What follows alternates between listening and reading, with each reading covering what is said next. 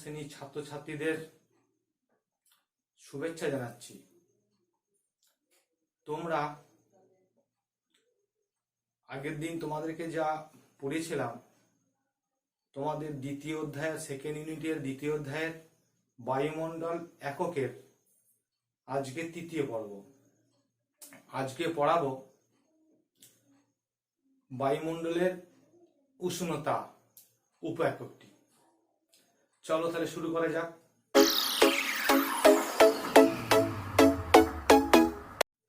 বায়ুমণ্ডলের উষ্ণতা। বায়ুমণ্ডলের উষ্ণতা কাকে বলে? সূর্য আমাদের পৃথিবীতে সকল তাপের উৎস, সকল শক্তি উৎস সূর্য।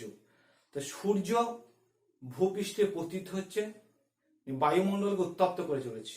এটা হচ্ছে বায়ুমণ্ডলের উষ্ণতা। তো এই বায়ুমণ্ডলের উষ্ণতা এখানে আমি বলবো সূর্যরশ্মির তাপীয় ফল। সূর্যরশ্মির তাপীয় ফল কাকে বলে? সূর্য থেকে 200 কোটি ভাগের 1 ভাগ, 200 কোটি ভাগের 1 ভাগ মাত্র পৃথিবীতে আসে। সেই 200 কোটি ভাগের 1 ভাগ কিভাবে আসছে?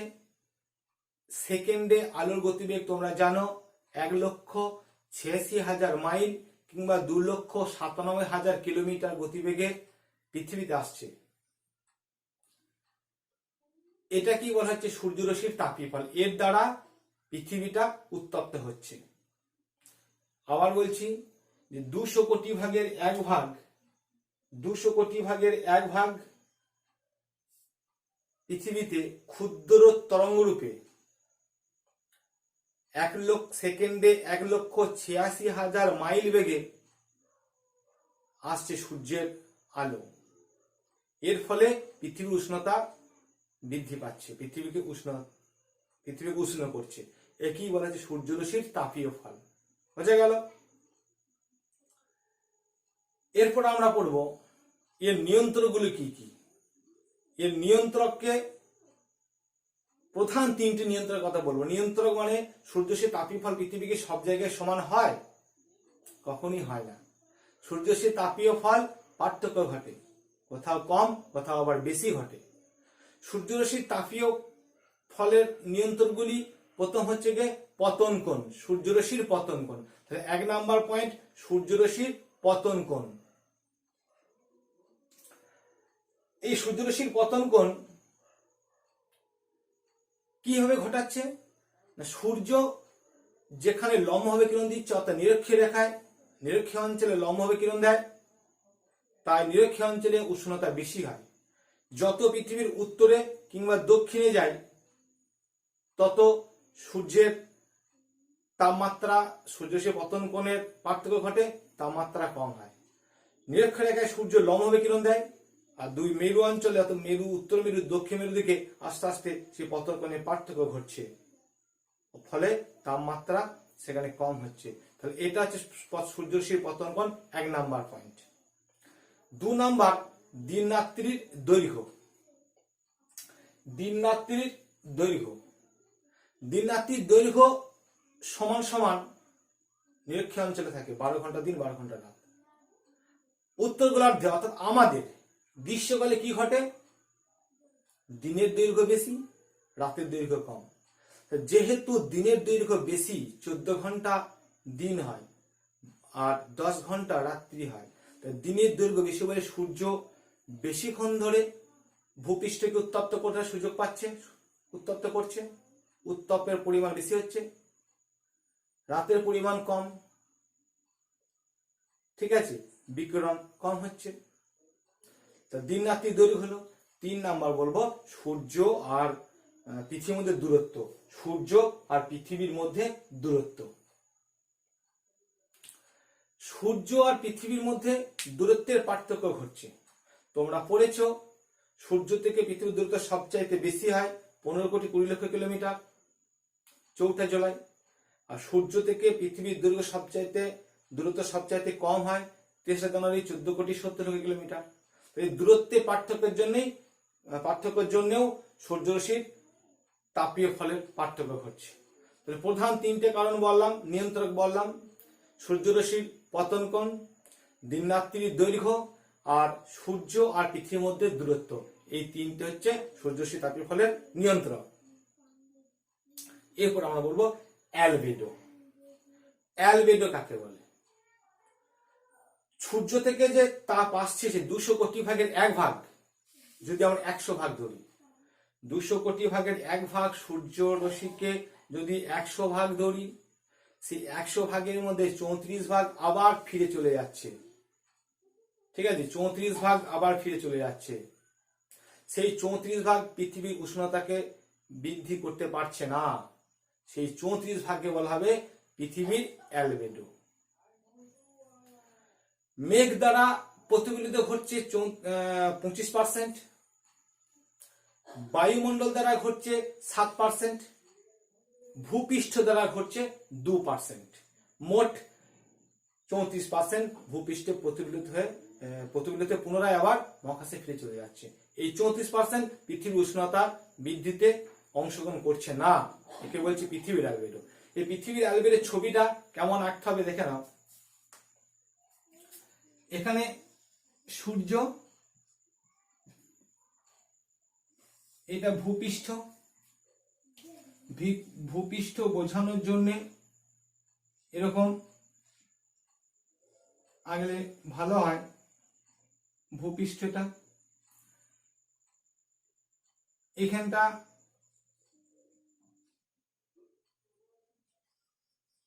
মেঘ, বায়ুমণ্ডল,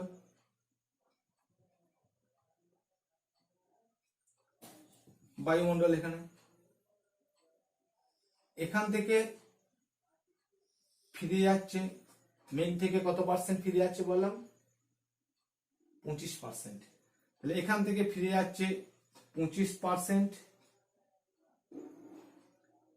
এটা যদি বায়ুমণ্ডল ধরি, বায়ু থেকে ফিরে যাচ্ছে কত পার্সেন্ট? 7%। ভূপৃষ্ঠ থেকে ফিরে যাচ্ছে 2%। তিনটেকে যোগ করে 25, 7, 2, 34%। মোট 34% হচ্ছে গে পৃথিবীর অ্যালবেডো। এখানে সূর্য অ্যালবেডো যদি পরীক্ষায় আসে প্রশ্ন, এই ছবিটা অবশ্যই আঁকতে হবে। মেঘ, বায়ু, ভূপৃষ্ঠ থেকে ফিরে যাচ্ছে 34%। একে বলা হচ্ছে পৃথিবীর অ্যালবেডো। এরপরে আমরা পড়ব কার্যকরী সৌর বিকিরণ। কাকে বলে কার্যকরী সৌর বিকিরণ? কার্যকরী সৌর 34% ফিরে চলে গেল, বাকি থাকছে কত? 100 থেকে 34, 100% থেকে 34 বাদ দিয়ে বাকি থাকছে কত? 66%। এই 66% বাকি থাকছে। এই 66% পৃথিবীর উষ্ণতা বৃদ্ধি করছে। এই 66% তাপমাত্রা সূর্যরশ্মিকে বলা হচ্ছে কার্যকরী সৌর বিকিরণ। এরা কাজ করছে, অর্থাৎ পৃথিবীর উষ্ণতা বৃদ্ধি করতে ভূমিকা নিচ্ছে। একে বলছে কার্যকরী সৌর বিকিরণ। এই কার্যকরী সৌর বিকিরণ বায়ুমণ্ডল, ভূপৃষ্ঠকে উত্তপ্ত করছে। প্রত্যক্ষভাবে উত্তপ্ত করছে 19%, পরোক্ষভাবে 47% উত্তপ্ত করছে।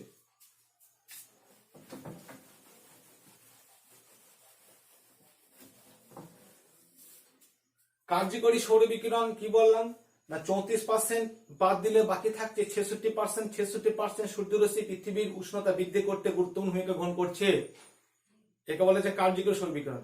এই কার্যকরী সৌর বিকিরণের মধ্যে 19% প্রত্যক্ষভাবে পৃথিবীর উষ্ণতা বৃদ্ধি করছে, আর 47% পরোক্ষভাবে পৃথিবীর উষ্ণতা বৃদ্ধি করছে।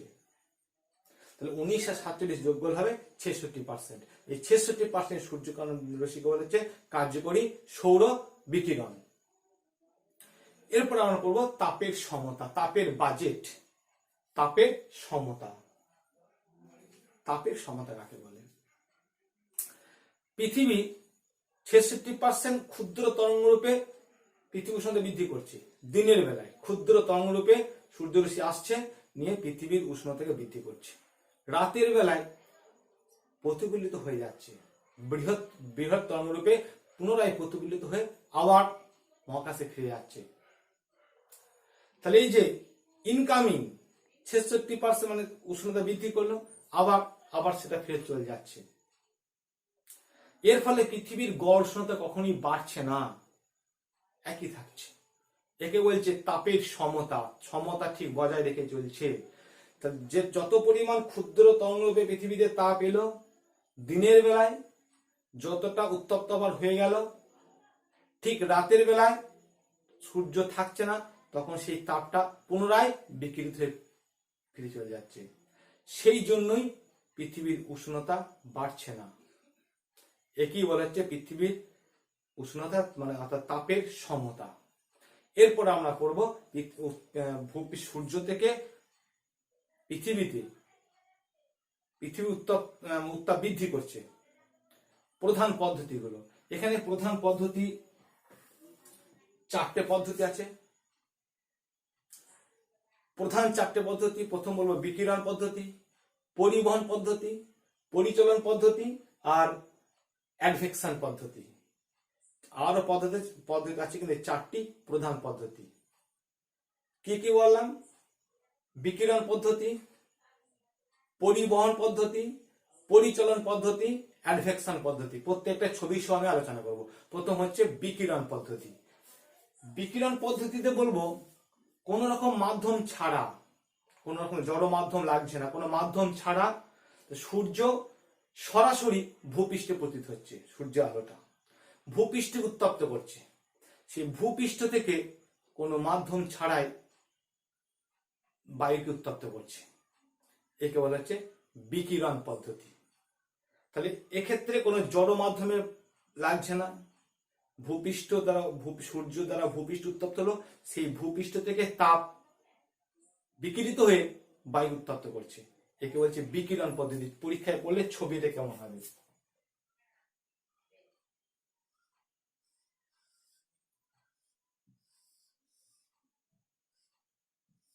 এটা ভূপৃষ্ঠ,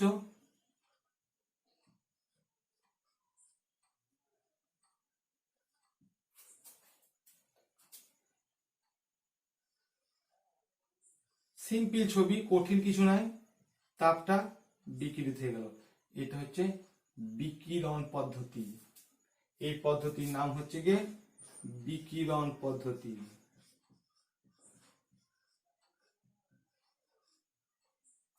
2 নম্বর পরিবহন।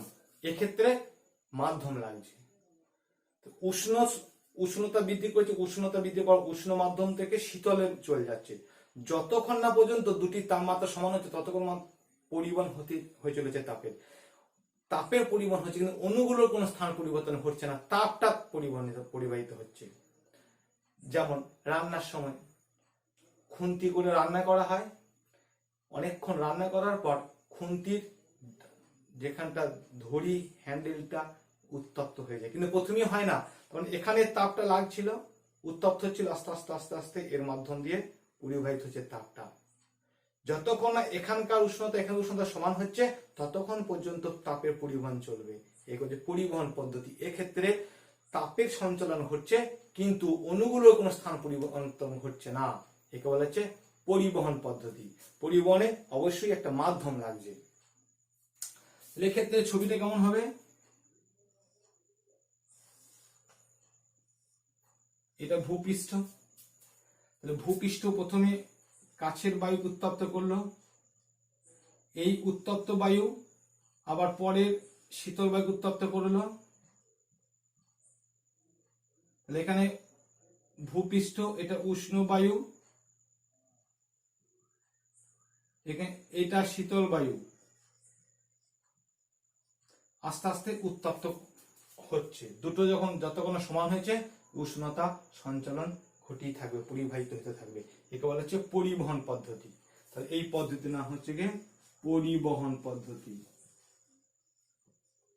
3 নাম্বার পরিচলন পদ্ধতি। ভূপৃষ্ঠ পরিচলন পদ্ধতি কাকে বলে? সূর্যের তাপে ভূপৃষ্ঠ উত্তপ্ত হলো। উত্তপ্ত হওয়া মানে তোমরা জানো, কি জানো? উত্তপ্ত হওয়া মানে বায়ু প্রসারিত হলো, হালকা হলো। সেই উষ্ণ প্রসারিত হালকা বায়ু ঊর্ধ্বমুখী ওপর দিয়ে উঠতে থাকবে। এই ওপরকার শীতল বায়ু নিচে নেমে আসবে। এইভাবে চক্রাকারে আবর্তন ঘটবে, এইভাবে চক্রাকারে আবর্তন ঘটে থাকবে।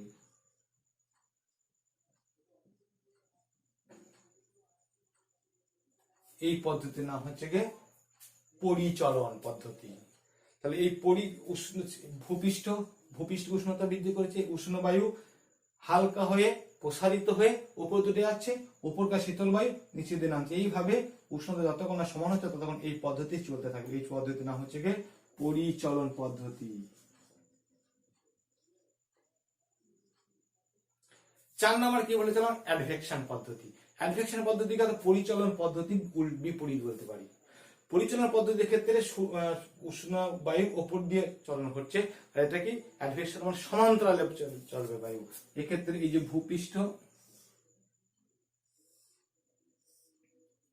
ভূপৃষ্ঠ এখানকার উষ্ণ বায়ু এইভাবে চলন করবে, উষ্ণ স্থান থেকে শীতল স্থানের দিকে চলন করবে। এই নাম হচ্ছে অ্যাডভেকশন।